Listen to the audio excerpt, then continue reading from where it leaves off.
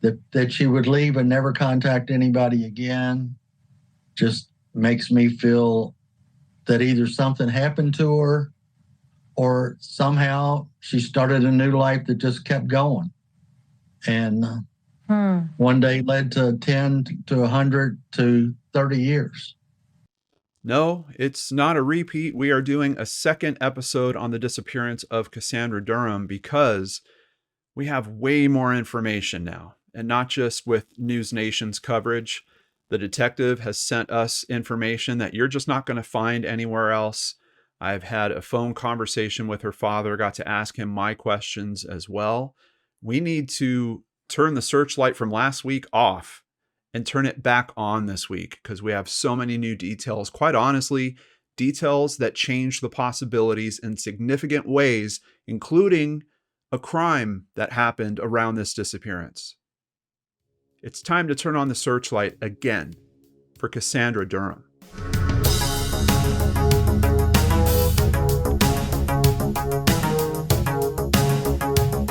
Welcome back to Brain Scratch Searchlight. I'm John Lordan. Thank you so much for caring about these cases like I do. Now, some of you might remember, I think it was back in 2019, I went to a conference, the ASOC conference, where I was part of a panel having a discussion with members of law enforcement about how do we foster some type of relationship so the social media true crime space can figure out how to help real cases. And some of you that are longtime Brain Scratch fans might have heard the old spiel I used to give on the early episodes about trusting the format that I had generated, that the first episode was always going to be the press's point of view of the story. And once I would put that out, then I would expect, in some cases, to hear from family members. I was always hoping to hear from law enforcement. That didn't really come through in that way. We had a few instances where law enforcement would be helpful after that first episode, but most of the time it was families.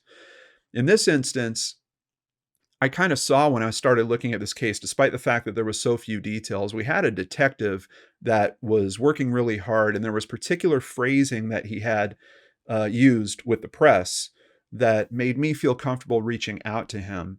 And I think with dropping that first episode last week and him being able to see how we approached the topic, how careful we tried to be in terms of presenting it and caring, I think that motivated him to open up to us. And now we have a ton of information. And like I mentioned at the start, it's stuff that News Nation didn't even get into. So I'm going to run this all the way from the start, not a complete recap, but just to touch on the information that we did have from last week's episode, and only in case I actually take that episode down. Cassandra Durham missing. She went missing, we think, in Roscommon, Michigan in August of 1987. Now, what was the information from last week? The basics of it were Cassandra Durham and her boyfriend left Maryland in 1987 to visit the Roscommon area. They were believed to be driving a 1980 Honda Civic station wagon. Troopers said they drove through Ohio on the way and stopped at Cedar Point. The Honda allegedly broke down somewhere around Detroit, and the boyfriend bought a new car, an Oldsmobile Cutlass. The boyfriend claimed they both returned to Maryland, but Cassandra's father said she never made it home. And then this phrasing down here is what really made me reach out to Detective Nichols.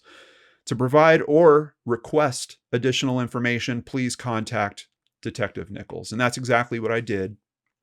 And in doing so, he told me he was coordinating with his intel analysts, and they were trying to figure out what they could release in terms of more information about this case to try to be helpful.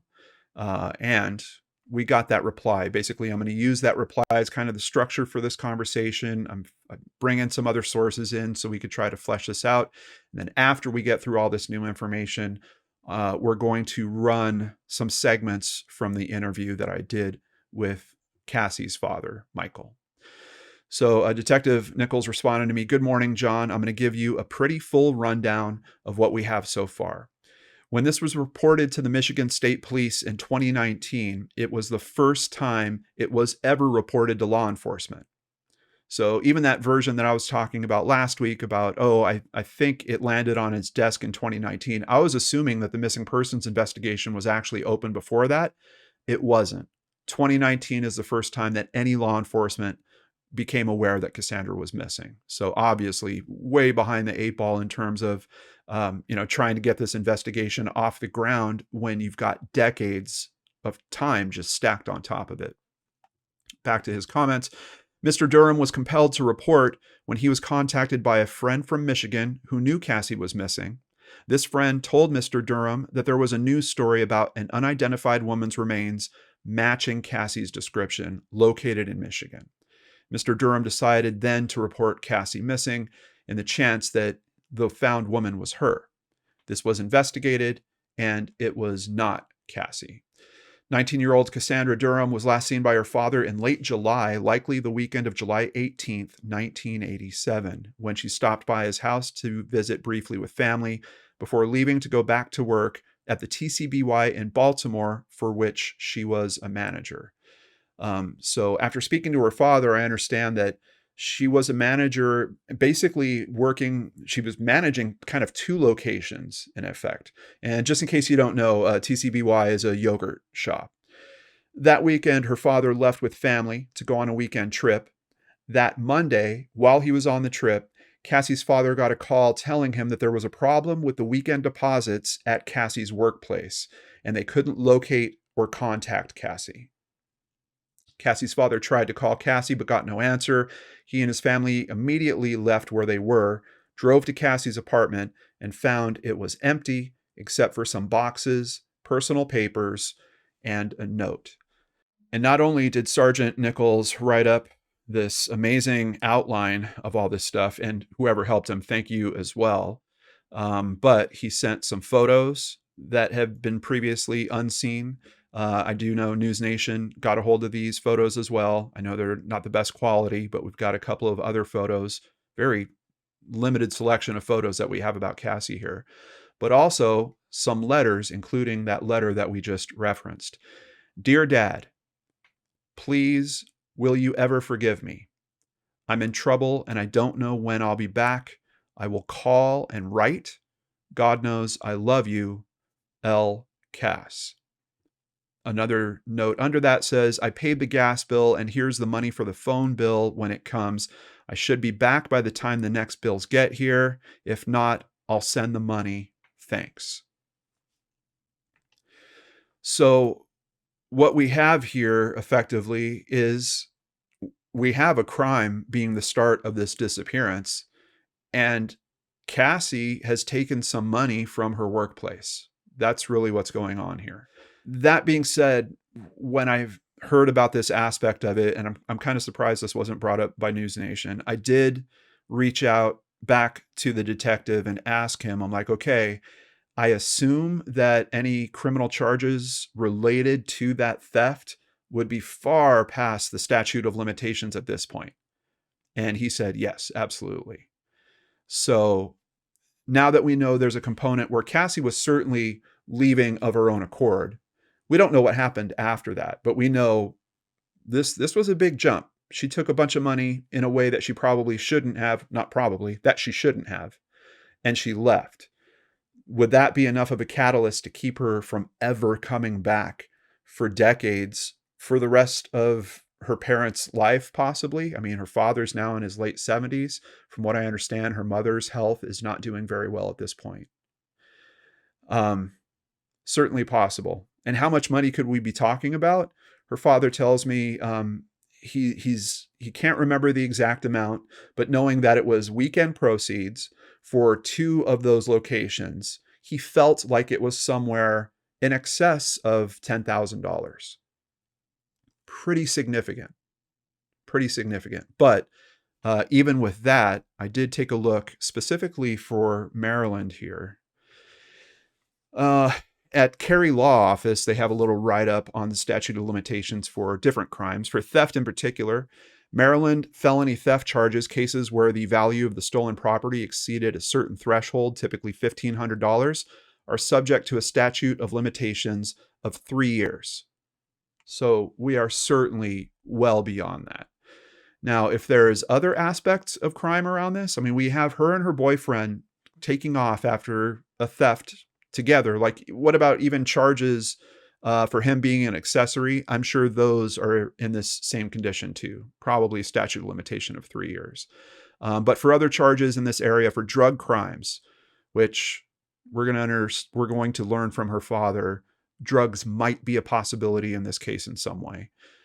Even for drug crimes, in most cases, felony drug offenses in Maryland are subject to a statute of limitations of 3 years. However, the specific type of drug offense, the amount of drugs involved, and other factors might affect how the statute of limitations is applied. That being said, I believe if there was a drug component, which I'm not 100% sure of, statute of limitations likely up on that as well. Even for assault, and I'm just throwing that in, I have no story about assault being a component in this, but first-degree assault typically involves a more severe form of assault with the intent to cause serious injury or with a deadly weapon, and that generally has a statute of limitations of 3 years also. So we can see that's kind of the default for Maryland, and certainly even with, this is, $10,000, a lot of money, especially back in 1987, still a lot of money today.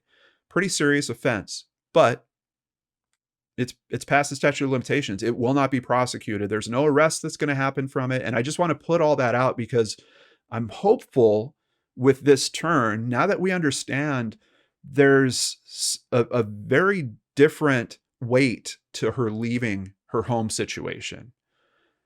I'm hopeful that means that she might be alive. She might be living under another identity somewhere. And if by chance she happens to catch some segment about this case, and especially with that news about it being reinvestigated and all the attention that's now swirling around this case again, I hope that she just has that realization. Look, Cassie, you can come home. None of this is going to be chasing you in that way.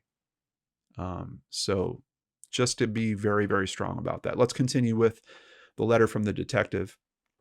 Later, over the next couple of weeks, other family did hear from Cassie by phone a couple of times, but they didn't see her.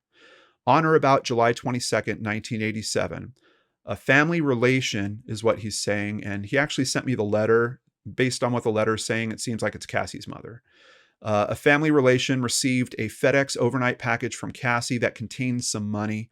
A letter was also included in that package. So we have another letter to look at here. This one from Cassie to her mom, and it kind of has an interesting message. I'm wondering if this was almost an attempt to try to get things taken care of. But dear Mom, this is all I have left. If you all can pay it, I swear to God, I'll pay you back as soon as I can, plus all I owe you my life, which I already do. Mom, I can't come home yet, probably not for a while. I definitely have to straighten my head out. I'll be home as soon as I can. I just need some time. Love you, Cassie. So from what I understand from Cassie's father, this amount of money would be somewhere around $2,000 that was sent to her mother. But that messaging to me sounds like it's saying, Mom, here's what's left. Please, if you can pay back the rest of it and kind of get me out of this trouble of the money I took, do that. And then I'll owe you guys for it. That's at least the gist I'm getting from the letter. If you guys have different interpretations of that, please tell me about it in the comments down below. There's a few points in these letters where she's referring to things. And thankfully, at least I was able to talk to her father and ask him specifically about one of those. But it's almost like there's another conversation that has happened in some way, or just this level of understanding that she knows, okay, my parents probably know about the money that I took at this point, and here's what I have left. Can you guys take care of the rest? I don't know.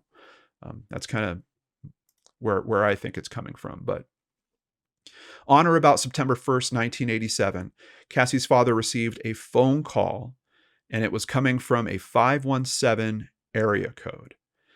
This call was from Cassie. Cassie told her father that she was in Roscommon, Michigan with her boyfriend Eric, visiting Eric's grandparents. Cassie apologized to her father, told him not to try to find her and not to be mad at Eric.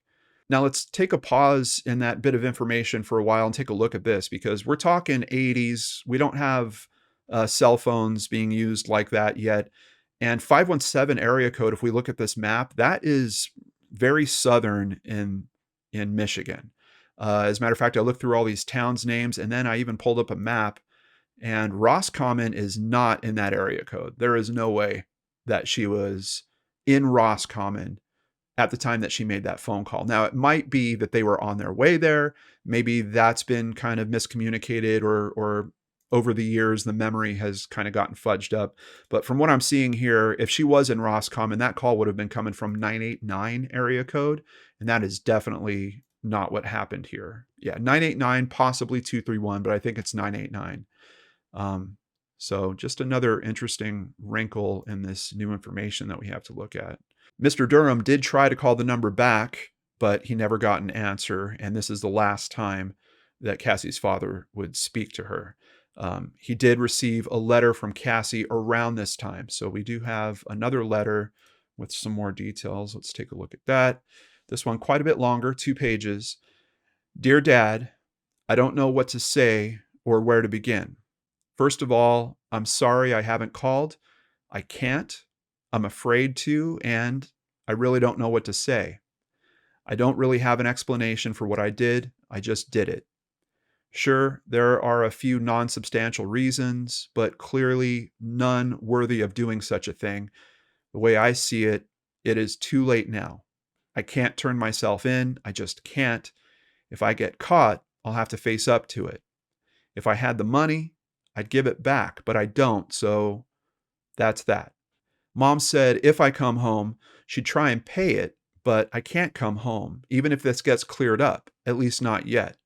Of course, I'll be home when things are cleared and if I get myself straightened out. So second reference we've had to her getting straightened out, and it's making me wonder about the possibility if narcotics are coming into her life in some way where she feels like she's lost control. Mom thinks I'm crazy and I've totally gone over the deep end. That's interesting because that is telling us there's some form of two-way communication happening between her and her mom. But I can promise you I haven't. I just made a bad decision and now I've just got to face up to that error. Dad, I'm sorry. I swear to God. And I hope I haven't embarrassed you and Jerry. Jerry is Michael's girlfriend at this time. I would die if I thought I had. I love you, Dad. Don't ever forget it, ever. Someday, I don't know when, this will all be over and seem like a bad dream. Dad, there's one thing I ask. Please, I'm begging you. Don't say anything about Eric. He's my only chance. And if it gets mentioned, I will never come home. I love him. Once again, this feels like there's some other conversation or some other fact at play here that we don't know about. Especially with this particular phrasing, if it gets mentioned, I will never come home. What is it? Definitely a question I'm going to have to put to her father. I love you and Jerry, and you two better make it. Do it for me. Please, Cassie. Don't try and find me, please. It will only make things worse. I'll call you very soon. I'm doing fine, okay? Now, if Cassie is able to see this and does happen to catch this video, just so you know, Cassie, your father and Jerry did actually get married, and they are still married to this day. Sometime in the next few years, Mr. Durham came home to find a message on his answering machine. Somebody put the phone next to a record player, and he heard the first few lines of Separate Lives, a Phil Collins song. I'll have a link to it down below. Obviously, I can't play it in this video. But we do have the lyrics here, and just to give you a small section of it, honestly, the lyrics, if you look at them in whole, they're really about former lovers. It's really not a father-daughter type situation, but some of the phrasing in it in particular might have stood out to her enough to maybe call her father and play this section of it. This is just a little clip of it. You have no right to ask me how I feel. You have no right to speak to me so kind. I can't go on holding on to time. Now we're living separate lives. And honestly, it might just be the phrasing of the main chorus that she wanted him to hear. Was it Cassie, or was it possibly someone else doing something to give her father the impression that it was Cassie? Certainly a question mark. We don't have the same challenges in terms of, like nowadays, whenever we're looking at a case with text messages, we always got to put this big question mark on, did they actually send that message or did it come from someone else? For the 80s, this is kind of in that category. We're not 100% sure that it came from Cassie, but this would send her father on kind of a strange mini adventure in all this. Now, he had caller ID then, and he saw that this call came from Harrisburg, Pennsylvania. I'm going back to the information from the detective here.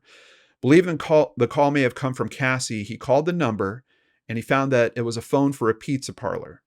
Mr. Durham drove up to Harrisburg, and he visited that pizza parlor, but he did not locate Cassie. So where was that? That was in Harrisburg, Pennsylvania, which this is a map from Roscommon where we thought she last was. And if that call did come from her, she's basically much closer to home. I mean, look, Baltimore's just down here. Now, there's something else interesting about this location, and I didn't find this until after I had actually done the interview with her father. Eric, the boyfriend that we have been talking about in relation to this case, I found an address for him in the mid-1990s in this same place, specifically in Harrisburg. Not close to it, literally, it's in Harrisburg. So was he living there at the time? I'm pretty sure that's a yes. Was she with him or not? That's kind of the question. And of course, the bigger question, did she actually make that phone call? Continuing with the information from the detective here, Cassie's boyfriend, Eric, was located and cooperated with an interview. Eric stated he and Cassie did leave Baltimore to take a road trip to Michigan to visit his grandparents. He stated that he had a grandmother in Detroit, in the Detroit, Michigan area, and that his grandfather lived in Roscommon. They left Baltimore in Cassie's green 1980 Honda Civic station wagon. And just in case I do wind up pulling down that other episode, here is not the actual station wagon, but one of that era. It should have looked something like this. On their way to Michigan, they stopped at Cedar Point. Somewhere in or around Detroit, the Honda broke down. They got rid of it, and Eric purchased an older model, late 60s or early 70s Cutlass, in which they continued the trip. Something like this. And this one's really loose, obviously, because even his time range on it is very wide. But we're going to find out. Last week, we thought there was 2 cars. Now we're going to learn there's actually a 3rd car involved in this story as well. Eric relayed that they did make the visits as planned, and they both returned to Baltimore together. Another thing that's kind of interesting about this time frame, as I've looked a little bit more into Eric, August just happens to coincide, I believe, with his birthday. Cassie's birthday would be in September. I don't know if that plays into this in any way. It's just interesting to me that, the same month that's his birthday is when they decide to go and do this trip. It might be that was just part of, the catalyst for them going to visit family, his family in particular. But back to the notes here. Eric told interviewers that he and Cassie lived together on and off at his apartment after they returned. So he's saying they made those visits, they came back to Baltimore together and lived together on and off. After a couple weeks, they had a final argument, and Cassie drove off in a tan Ford Escort that Eric believed Cassie was borrowing from someone. Something like this. Once again, this is not the actual vehicle. So we now have another vehicle. We've got all these different vehicles, and I had actually put to the detective, one of the questions I originally sent him was, are you finding any legitimate records for any of these vehicles? Like, can we at least trace registrations? I mean, these vehicles have to be registered, right, for their license plate. He's got some information here on that. But Eric stated that this was the last time he saw Cassie, shortly after Eric moved to Pennsylvania. While there, and a few months later, he said he received a call from Cassie. She was just checking in, and their conversation was just general about life and how things were going. Eric said Cassie got his phone number from a friend called Stoney. We were not able to determine Stoney's real name to contact him and confirm this. This call from Cassie was the last time that Eric heard from her. So he's got kind of a, last time I saw her, she drove off in this tan Ford Escort. But then he's saying there was another phone call that happened after the fact there. from a person that police can't identify. And Stoney, if that's really a guy's name, if we're talking, early 1990s, is there a chance that that could be, a marijuana dealer? Maybe.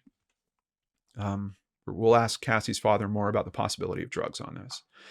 So on News Nation, Detective Nichols pointed out that Eric is not considered a suspect at this point. He's a witness. And he also wrote specifically to me, right now, there are no suspects, as we have no evidence that there was any foul play, and Cassie's ex-boyfriend has been cooperative thus far. So what about the records for those cars? Unfortunately, it looks like that information has been tough to track down for law enforcement as well. While we are continuing to try and dig up records on the two vehicles involved, but given the time frame, we have not located any yet. The same goes with finding information on the Roscommon phone number. We continue to work on this. Now that's really bizarre. Like if we're talking about a place where Eric could say, it was my grandfather, here's the house that he lived at, here's the address, here's the property. Interesting to me that they can't find that phone number. And is that really pointing to something in terms of, well, I mean, honestly, to me, it makes sense because the area code's wrong. I don't think that phone call came from Roscommon. But without that number, even if they have access to records, how are you going to use those records? It gets really, really tough. We learned from Eric that Cassie had two tattoos. One was of his initials, EB, and the other was of the sorority that she was a part of. I asked her father about the tattoos, and he had no knowledge of them, according to Detective Nichols. Mr. Durham told me Cassie did attend Moorhead University for a short time, maybe a semester, but he was not aware that she was part of a sorority or what the initials would be.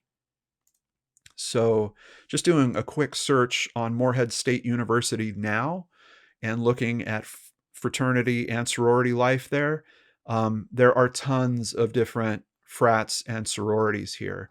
And something that stuck out to me right away when I was looking at this is if she was going to get a tattoo of her sorority, I imagine it would actually be the Greek lettering. I don't think that it would be, ASP or something like that. Doesn't make a lot of sense. So it could be that's why we don't have that level of detail. It's just not easy to communicate if it is indeed the Greek lettering. But there are so many different organizations here. And it is kind of an interesting question. Like, she was there for a semester and she decided to get a tattoo. Is it possible? Yes. She was 19. She was, a month or two away from turning 20 years old.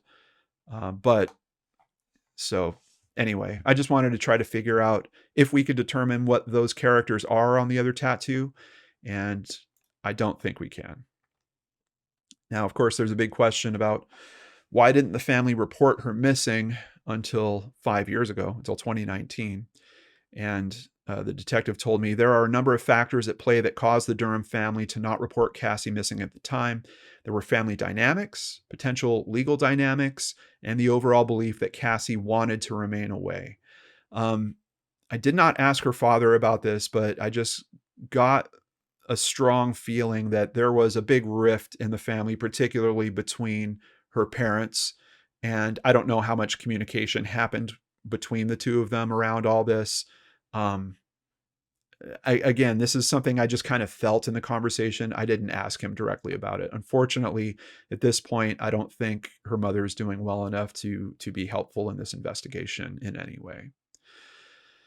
So with all that, I do believe it's time for us to listen to some clips of the interview that I did with Cassie's father, Michael, and try to put some more of these puzzle pieces together, try to put some more perspective on this, and come to understand things much better. Can you tell us a little bit about, and did she go by, I've seen Cass, I've seen some reference to Cassie and Cassandra. What's your... Cassie was primarily what she went by. Okay. So can you just give us a little insight into what type of child Cassie was? Most of this is typical stuff. She had a normal boyfriend when she was in high school, okay? Okay. She also had another boyfriend who would be, like the bad guy. Gotcha. The guy who didn't come to her first boyfriend was, like a A or B student, did normal stuff. Her second boyfriend, that he was the guy that hung out at the park, probably smoked pot, and cut classes and didn't go to school all the time. Okay, gotcha. Okay. I don't know. Somebody called me from the college and said, she wasn't coming to classes, what was going on. So I went there and found that, I don't know, talked to a couple of people before I saw her, and they said, well, she's in the pool hall all day long, instead of going to classes. Yeah. So then she lived with me in Baltimore for a while, worked in my store. She was a great employee. She had same thing. She had two boyfriends. She had a boyfriend whose father was an architect who was going to college. She had a boyfriend, Eric, who hung out on the street, was a painter sometime. And, she would be the young girl dressed up, looked like she's going to church when she went on a date with the other boy. Yeah. And when she went out with Eric, she's got blue jeans, black makeup, leather jacket, Yeah. So two different type of people were her friends. Yeah. Yeah. And it almost seems like she has two kind of different sides that she's struggling with internally. Here's one thing I said, like taking the money. Okay, to me, Eric talked her into this because I forgot exactly how much money was involved. But I had two retail stores at the time that she had worked in and had the key to. And I was gone the weekend she left. Right. And there was more cash in my store than there was from what she took. So if she just wanted money, she would have taken it from me, knowing she'd be in trouble, but I'm not going to call the police. Exactly. Yeah, it would be less trouble than stealing from them. Right. Yeah. So that's why I always said Eric made her or wanted her to do that, because then she would have no recourse. She knew she'd be in trouble. She'd have to do what he wanted to do. Okay. And that's just my theory, Yeah. Yeah. Now, I understand that Cassie also has two brothers, right? Yes. What are their names? I ran into some records. I think is one Jason. Jason, yes. Okay. And James also, is that right? Yeah, and he goes by Jamie. Okay. So Jason and Jamie. Did you ever see them try to approach her? I mean, usually brothers can be a little protective of their sisters, even though I think we've got the ages reversed here. But right. Did they ever try to talk to her about this lifestyle and, dating multiple boys? And no, I don't think so. Well, Jamie, my youngest one, he was only he was just 10 or 11 when she left. So, and Jason and her were, brother and sister. He was 3 years younger than her. But they talked to each other. I don't know if they talked about anything about the boyfriends or not. My guess is probably not. Gotcha. And did the boys ever, I know that you wound up filing the missing persons report around 2019.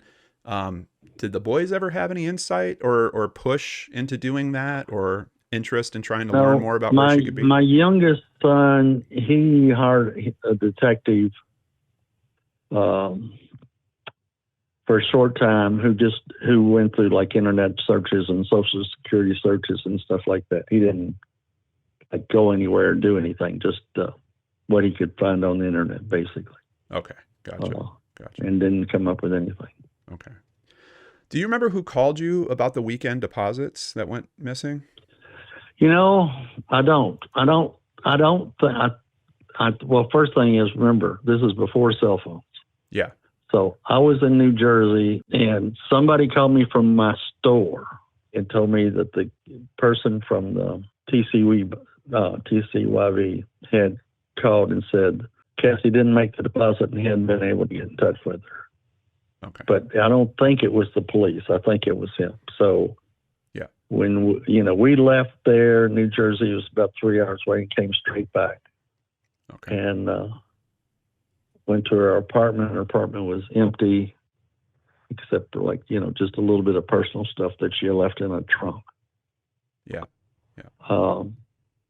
and the letter that she left there. Right. Right. I know you had a couple phone calls with her. Did you bring up the conversation about the money when you would talk to her? No, I talked to her one time. She called me one time Mm-hmm. that I spoke to her, and that was like just after a couple weeks. And she basically said she was in a lot of trouble, but she was going to work it out. And I said, don't worry about the money. We can figure it out. But basically, she said, well, she said, I don't want you to try to hunt for me. She said, we both have AIDS. She told me that. I thought she was, just trying to tell me, like taking the money, trying to make it as bad as possible for me not to want to be in touch with, Right. The other thing was when she left, she talked to me in 2 or 3 weeks, and then it was like a year. I got the second phone call, and the second phone call was just somebody playing the song, We Lead Separate Lives. Right. And so I thought, she's just out there. One of these days she's going to come back. And, it just, a month went to a year, went to 5 years, went to 10 years. I think I talked to at least one other Michigan State police detective who called me, who I called originally, and then one more after that. And basically they didn't really do anything because there wasn't anything to do. But Sergeant Nichols decided, to try to, he got more interested than anybody else ever had. So he's, pushed it more than has been pushed before. Oh, I can tell you, I've been extremely impressed by Sergeant Nichols and just how he's been taking to this. He came to Baltimore, I believe, last year for some meeting, and he called me and told me he was coming. He took a whole day, and I don't have that many. I've got the letters and some miscellaneous phone bills and a few things like that. But he came to my house and spent 3 or 4 hours going over all that stuff in detail, taking notes, and it's like, yeah, he's an impressive sort of guy. So do we have any ideas why she would have needed that amount of money? Was it really about funding her running away, or do you feel like she owed someone money or something? Eric told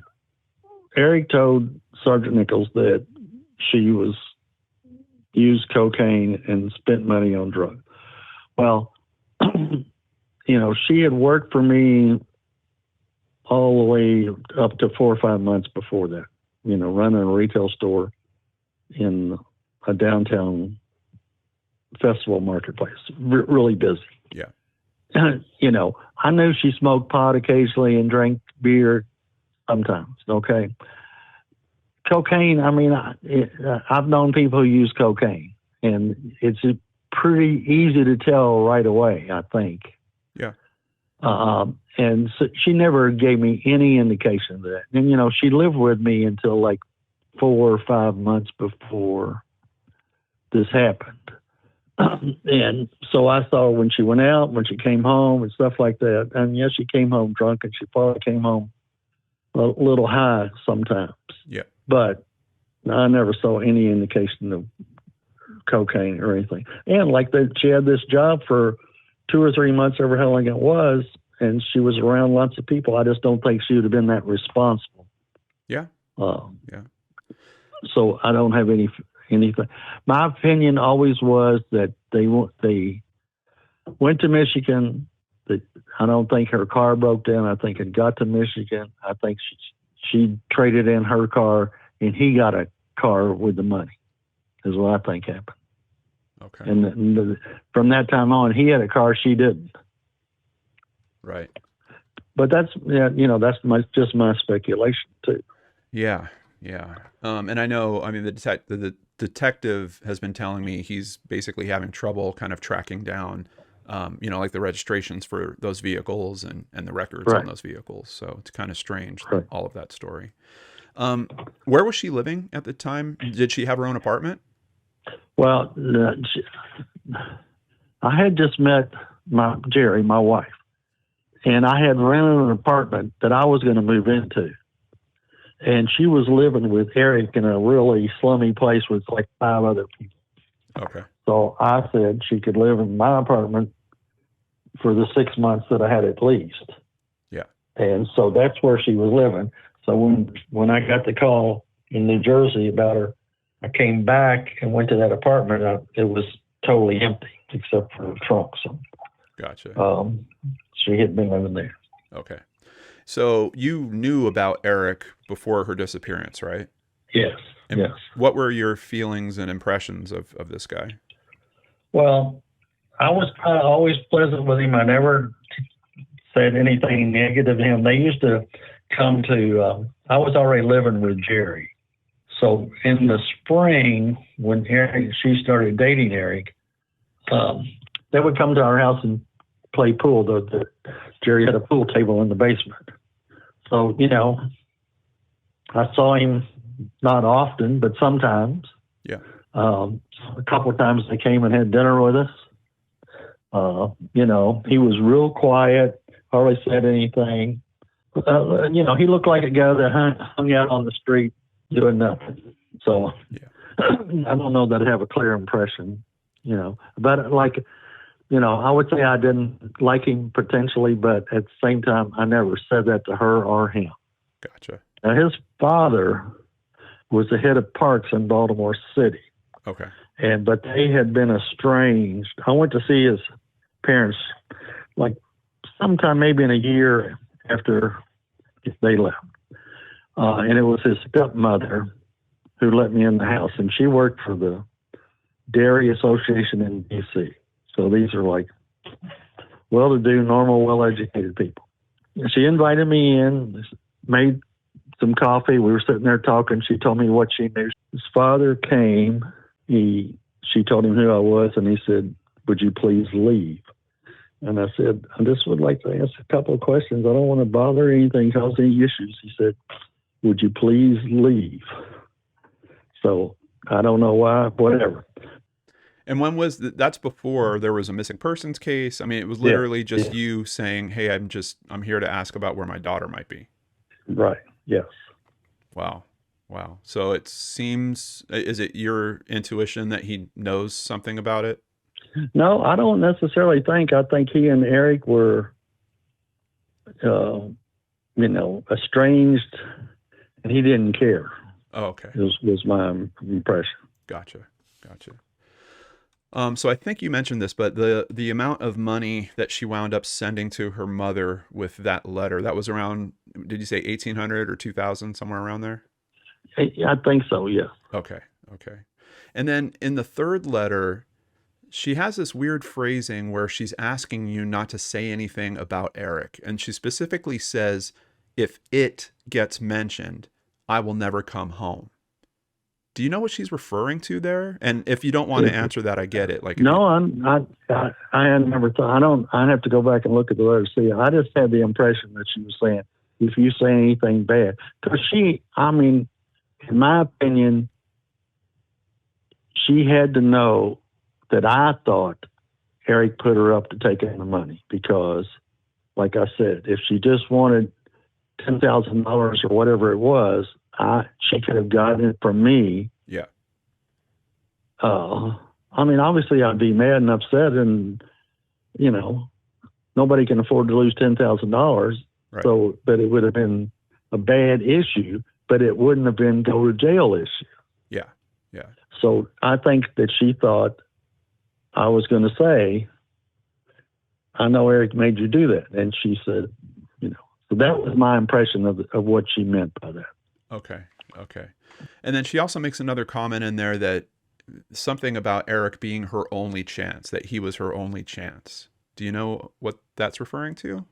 No, I don't, except, she was 19, acted like, Eric was the most important thing absolutely in her life.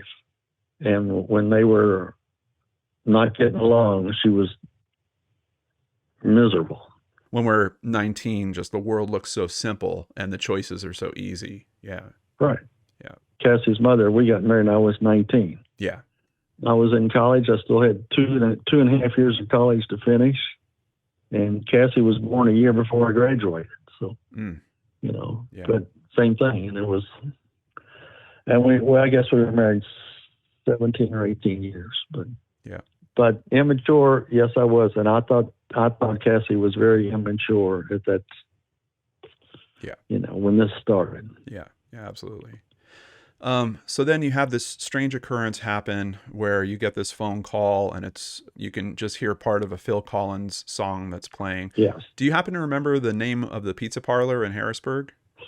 No, I went there. I drove to Harrisburg. Yeah.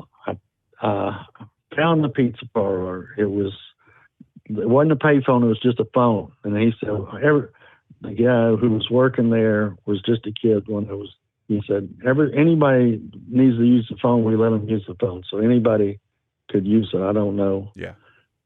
And so he didn't tell me anything. Do you remember what year that was that you took that trip? Well, I would say it was probably early 90, 91, 92, something like that. Okay. And so at that point, you're motivated to try to find Eric. Did you get a chance to ever speak to him after the disappearance? No. And, you know, I still don't know where he is. The detective didn't tell me. I didn't necessarily ask. Yeah. But I always thought that if I found out where he was, I would try to go to that place and try to, you know, like wait outside and see if I saw a woman. Yeah. And then no matter 37 years, I think I could recognize Cassie no matter what she looked like. Oh, yeah. If she had black hair or whatever, I think I would be able to tell. Right. And it's, you know, I mean, I think you know the challenges of taking on a 37-year relationship. Like the odds that she would still be with him are probably pretty low. But yeah, I get that. Well, that's the only thing that I've thought, and I think my kids think my two sons think is that if they had a fight or broke up or did anything, that we would have heard from her. Yeah. Because she didn't necessarily have somebody else to go to. But at the same time, after 10 years, I have no idea what might have happened after 10 years. Right. You know. Right. Or any time. So. Yeah. So you never got a chance to speak to Eric. Yeah. No. Mm. And I'm sure the detective told you the story that he gave them about her driving off in the tan Ford car, right? Yeah. Yes. Which it would only benefit Eric, I would think, for him to be helpful to them in terms of finding her. If nothing else, like that's part of what's tricky about this story is if she would just tell the detectives, no, I'm fine, I just don't want to be in contact with my family, they could let you know that, and then they could close the case. Right. But we don't have that happening either, which is scary. Yeah, right. If there's some chance that Cassandra is seeing these videos or these conversations, what would you say to her? Well, I would say that, you know, I don't want to change her life 37 years down the road, but I'd like to at least know that she was alive and be able to think that. You know, if she's choosing to not ever communicate, then that's, I'm used to that, you know, but it would be, you know, I'm going to be 79 in 2 months. So, you know, I'm not going to live 20 more years. I'd like to know something. But at the same time, you know, after all this time, you get used to being that there's not going to be an answer. Right. Yeah. Well, and obviously time is of the essence with the situation that's going on with her mother as well. So, right. Yeah. All right. I think I got everything I needed. Is there anything else that you wanted to share with me? I can't thank. I appreciate, you know, what you're doing. I hope same thing. I hope somebody somehow sees something that they may know something. Yeah. Any information would, you know, just to think that somebody saw her would mean a lot, Yep. I sure do.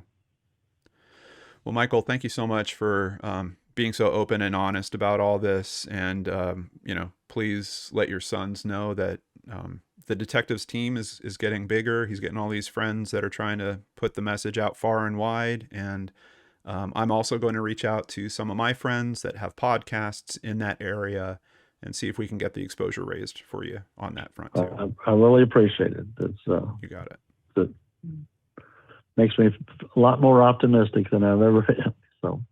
Okay, you got it. And all right, thank you very much. Yeah, you know how to get a hold of me. If there's any way that you think that I can help you, this number is always good. So just shoot me a message and I'll get you right back. Okay? All right. Thank you very much. Right, okay. Take care. Bye. My head is literally spinning from all the new information that we've learned about this case. And with that, it's changing some things for me. One of the first things I wanted to address in doing this video was, last week we had this point of view on the case where I even said it in the video, it looked like the Gabby Petito situation. Girl goes away with boyfriend on, multi-state trip, boyfriend comes back, girl doesn't. We're now understanding it is very, very different from that. We have a crime that is part of the launching point for them leaving. A crime that, admittedly her father thinks might have been egged on by Eric in some way. Of course, I think a lot of parents are going to look at those situations and try to find those outside factors that they think are influencing their child. But one way or the other, we have a theft that is the start of this disappearance. And that enough could be something that would keep her away. But where I'm getting caught up in this is there's some communication that's coming back from her. And you guys have now heard Cassie's words. There's a lot of care in those communications. There's a lot of her being sorry, but you could tell there's also this connectivity that she has to her family where she's like, I can't just leave them hanging like this. I'll be sure to call. I'm coming back. Oh, I can't come back, but here's a letter. I'll be in touch. That all of a sudden stops. That all of a sudden goes away. So the part that I get nervous about in this case is we've gone from a place where she goes missing. There's some reason that she's going to stay away. It's very clear with the money being taken that she's going to stay away from Maryland in particular. But as we go through that doesn't mean that that's the end of the story. We then have this aspect with Eric. He's saying that they're living together. They're on and off. Then she leaves in some car she borrowed. The details around all that start getting very fuzzy. And of course, we are talking about a case, 30 years after the fact. Even if we look at that contact, even if we look at what he's telling us about in her information, she reaches out to him once and then that's it. Did something happen after that? So the big fear for me is the possibility that something happened to her after all this. But there's also a big light of hope that has been kind of ignited in me in terms of learning the details of, oh, wow, there was a theft that started all this. Maybe that's what's keeping her out there. Maybe she is alive. Maybe she's living under a new fake name of some kind. We know that her social security number has not been used since she went missing. So she would have to be living on someone else's name, essentially. I've asked for some help from some personal friends, digging into different possibilities on that. And hopefully if something comes up, I will certainly be running that back to the detective and her family. So that's it, right? That's all of it? Not quite. Detective Nichols also had this to tell me. We're aware that there are also several coincidences, holes, connections, and information that continue to be investigated. There are also additional people we are seeking out to speak with here in Michigan, and the Maryland State Police are also assisting with interviews and investigation needed there. The challenge we face is the time frame. That's certainly a huge challenge for her family. It sounds like her mother's not going to be around much longer, and her father's really worried that he's never going to see his daughter again as well. The purpose of this reaching out to the media is to seek the help of our greatest resource, the public. We hope to spark someone's memory, compel someone to come forward with information, and help us reunite Cassie with her family. Someone out there knows where Cassie is or carries information that can further help us in this investigation, and we hope they come forward. Just so it's said again, I did confirm with Detective Nichols that any criminal charges from back then are far beyond the statute of limitations. He confirmed with me that is absolutely true. Anyone with information on the disappearance of Cassandra Durham is asked to contact Detective Brett Nichols of the Michigan State Police Violent Crimes Unit by calling 989-422-5103. You can also email him, nicholsb2@michigan.gov. And boy, is he good with email. That's how we have all this information to share with you guys today. And he's someone that really cares about bringing a conclusion to this case. He's a really good guy in all my communication with him. So if you have information on this case, I think you're in really good hands to reach out to him. Also, as a reminder, you can remain anonymous if you do need to pass along some information to him. Again, just a huge thank you to Detective Nichols and Michael Durham for speaking with me, helping us all understand this case in a much deeper way. And quite honestly, I truly believe in a way where we have much better tools for helping them. One of those biggest tools is the help that the detective is asking for. That is you. We need you to share this video. Please share it far and wide. Let's keep the attention swirling on this case. I can tell you, I've had people reaching out to me. The information just all of a sudden flipped on as soon as I posted last week's video. I'm hoping we can keep that going with all these new details, get some more contact, some more information we can pass along, and hopefully be helpful to this case. Of course, I have to thank the people that are helpful to me staying here, being able to do this work, and that is our wonderful supporters. Thank you to PayPal supporters Larissa Mertshank, Hillary Green, and Brandy Fry. If you'd like to support our work, please visit LordanArts.com. There you can sign up for Patreon, sign up for PayPal, buy merchandise, or even just buy us a coffee like Candy Bishop recently did. We can't do this without you guys. We only run 2 ads on these presentations because I want you to stay focused on the case. And I can't do that without support from amazing people like you. So thank you all so much. Take care, everyone. Have a nice weekend, and we'll see you back here next week on the LordanArts channel.